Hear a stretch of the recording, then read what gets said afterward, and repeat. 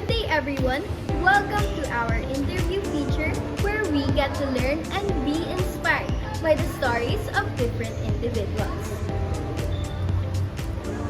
Today, we have prepared two sets of interviews, one with a professional who will share their career journey, and another with a student who will give us a glimpse of their personal experiences.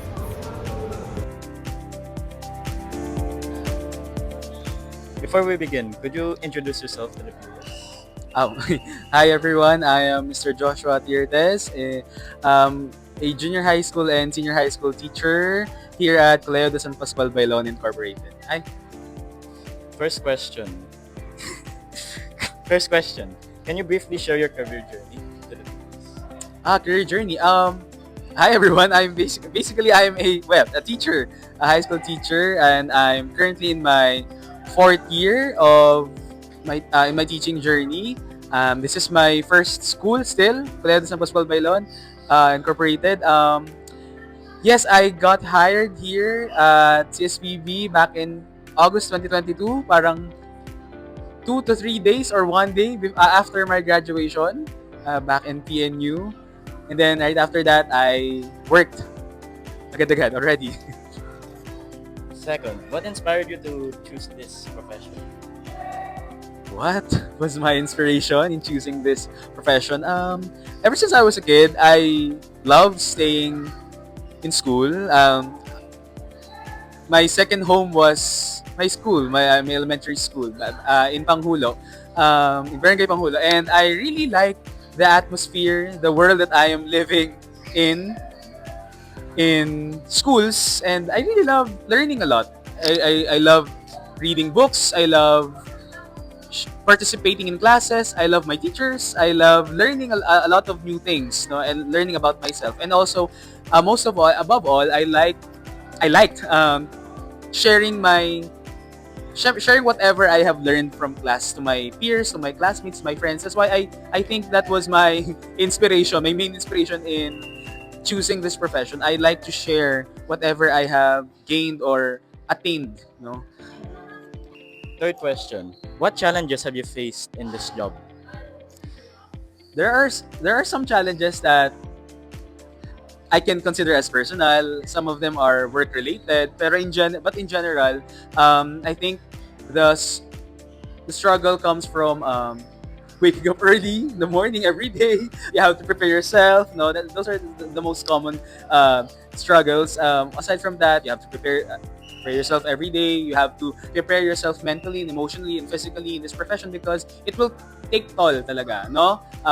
Teaching will require you to give your all of your energy because you're interacting with hundreds of students in this institution, in this school. And then after that, after you're teaching for the whole day, starting from 7 a.m. until 3 o'clock approximately. After that, you still have work because you have papers, you have a lot of pen and papers to check, performance tasks. You also have you know stuff that are related in organizing your files, in doing your lesson plans and all.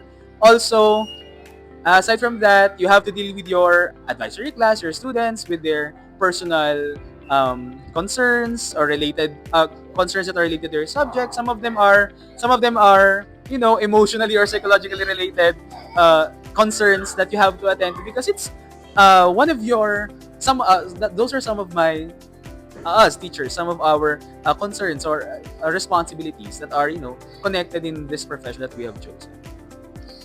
Fourth question. What has been your most memorable work experience? Most memorable. I think there are a lot of experiences that I've experienced here in CSPB. A lot of firsts. No, a lot of firsts. Yun. I think siguro in general na lang. I think when my students have that experience, that eureka moment. What I meant with eureka moment, when I'm teaching a difficult subject and then they go, ganun pala yun, ganun pala yun nag-work, ganun pala yung concept na yun. And then, as a teacher, I have parang a sigh of relief that, thank you Lord, they got the lesson na natutunan nila, they learned a lot from me for that particular lesson. And I think That's one of the most memorable experience. And in general, Pascalians are very sweet students, very thoughtful, no, very thoughtful. So I think every day I've been reminded that these you Pascalians are, um, you have given me uh, great impact in my life. Alam mo bigyan nila ako ng impact sa buhay ko. I think that's memorable. I think for me. Fifth question. How do you stay motivated in this field? Stay motivated. Siguro when I still see students that need my help when it comes to whatever they want to learn, uh, if they need help in honing their skills, well, especially in singing and performing, I think those are some of the things that motivate me in continuing this journey. Also, when students are grateful, when students are, they look back and they simply say thank you to your teachers. Hindi lang, not just only me, no? Hindi lang sa akin, pero to your teachers. When I think they would agree with me. I think if students are wholeheartedly and genuinely grateful to their teachers, I think that's what motivates us to continue in this profession. For the sixth question, how has your profession changed over time? Oh. I don't know kung naabutan yun, but back in 2022, during my first year teaching, we were mostly under online classes. Parang almost half of the school year, we're in online synchronous, no? And then later on, it changed. Naging parang nahat yung sked online and then face to face because we're still recovering from the pandemic, no? Back in 2020, and then later on, over time, naging full on face to face classes na siya. Also, me as an individual, I have seen the changes of teenagers over the years. You as teenagers are very different. Your batch, your generation are very different when we were in high school back in 2012 to 2016 or 2018. You're very different. You Gen Zs, no? Although we belong in the same generation, but you guys, you students are very different. When it comes to thinking, when it comes to how you approach life, how you approach your problems and your struggles. But somehow we still have commonalities, common ground. Seventh question, what values or principles guide your work? Values. I think first of all, faith the Lord that wherever He puts you right now. I mean, since PB, I think you have a purpose there. You have something to share with everyone. That's why a change or whatever it is, ikaw na makakaalam nun. I think also yung confidence, self-esteem with, in my profession, confidence in what I teach. I have to learn it first. I have to have the expertise, no? Those are some of the things that make up my confidence in teaching. That's why I can nahaharap ko kayo araw-araw. That's why nakikita niyo ako humarap sa klase. Hindi ako mabasa ng klase na hindi prepared. That's an abomination. That's a sin in teaching. You have to be prepared every time. For eighth question, what could you have been if you didn't take this path? but the very first question, very multo Siguro if I am not teaching, if I'm not a teacher, I would be pursuing performing arts. I would be pursuing theater. I would very much like to perform, sing, perform to everyone, perform in a theater every single day of my life because I love the arts. I love singing. I love music. What do you wish you knew before starting your career? Before teaching, I think